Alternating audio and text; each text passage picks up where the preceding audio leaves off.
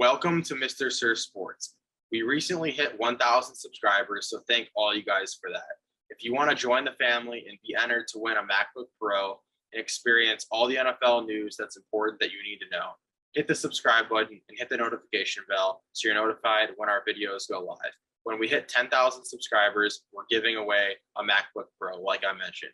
So don't forget to hit the subscribe button, hit the notification bell so you don't miss a video.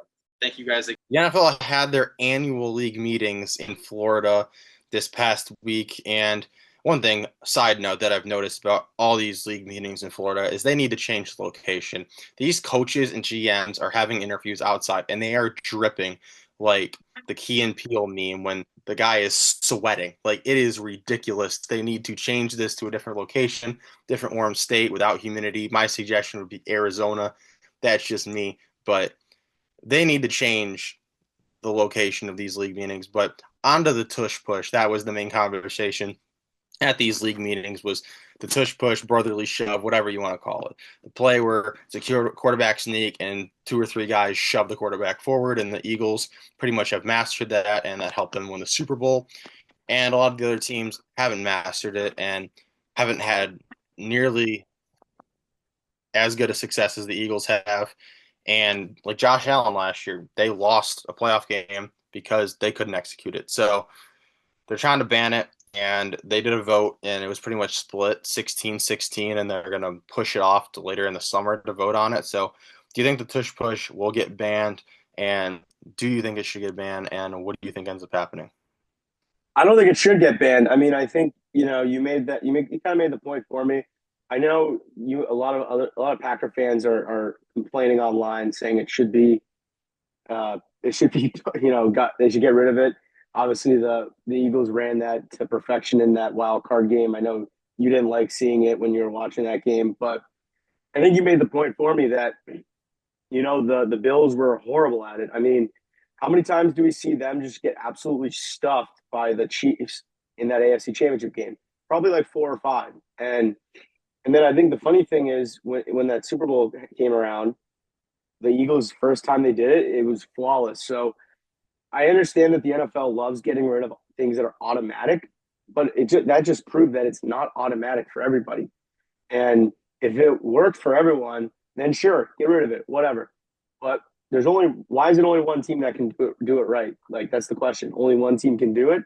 So I don't think they should get rid of it. And I know people can say, oh, safety issues, blah, blah, blah. But, that's part of football sometimes. You have to line up your best 11 guys and try to stop it. I mean, Frankie Lufu tried jumping over it. I mean, I know that was an interesting strategy. But, hey, maybe DCs need to come up with something. Maybe, who knows? Maybe a guy needs to get a running start and then just, absolutely jump. Who knows? But we'll see. We'll see what happens. So, you as a Packer fan, do you agree with the rest of the fan base that they should get rid of it? Well, I think that it comes into consideration when you think of these few things.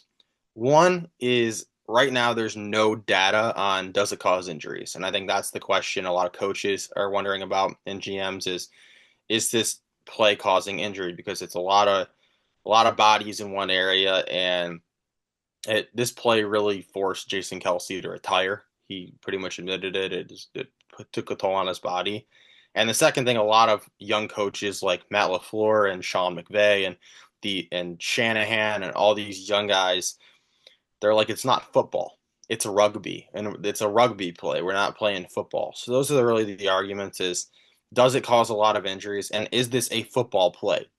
Does this qualify as something that's football, or are we bringing in like a hockey scrum or a rugby play or just something that's a different sport into football that's not football? And I think that's what they have to decide on. And obviously one team executes it better than others, but honestly, when I look at it, I I see it as like a play you'd run in Madden that's automatic.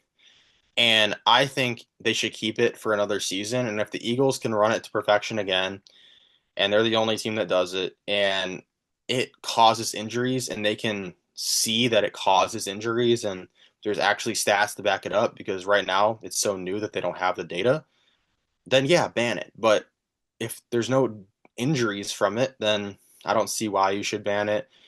There's plenty of teams that execute it. Well, the Packers are the ones who want to get rid of it to begin with, but the Packers executed it greatly. Not on a quarterback sneak, but they'd have their tight end Tucker Kraft come in motion, former quarterback in Division One Double A at one point, and he'd take the snap and sneak it, and they'd push him forward. They got that play like probably 10 times this last NFL season. So they're the ones who want to get rid of it, and they execute it to perfection with their tight end. So I think it's all about the injuries, and if they can prove that it causes injuries, then get rid of it. But otherwise, don't, because the Eagles can run it well. The Packers with their tight end can run it well, and plenty of other teams have shown to do it, just not as consistently as the Eagles. So if it causes injuries, get rid of it. If it doesn't, don't.